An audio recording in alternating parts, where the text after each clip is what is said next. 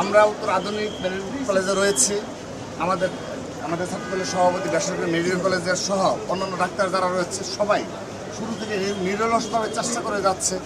সত্যি কথা এটা সহ্য করার মতো না, মানে এই দৃশ্য, এতটা বিভৎস দৃশ্য, এগুলো কখনো সহ্য করার মতো না আমাদের। তারপরও আমরা চেষ্টা করে যাচ্ছি যে আমাদের পক্ষ থেকে ডাক্তারদের যে সহযোগিতা করার জন্য সেই চেষ্টা করে যাচ্ছি।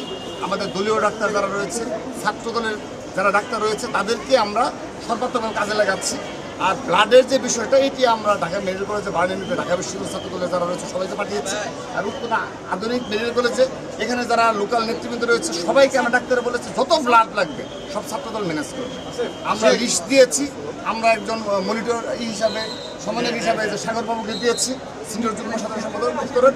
ইতিমধ্যে অনেকগুলো ব্লাড দেওয়া হয়েছে, স্যালাইন যেভাবে সম্ভব দেওয়া। আর যাদের অবস্থা তাদেরকে যেন বার্নিংয়ে দ্রুত নেওয়া যায়, অ্যাম্বুলেন্সে তোলা যায়, সেজন্য সূর্যমত থেকে সরিয়ে দেওয়ার জন্য আমরা চেষ্টা করি।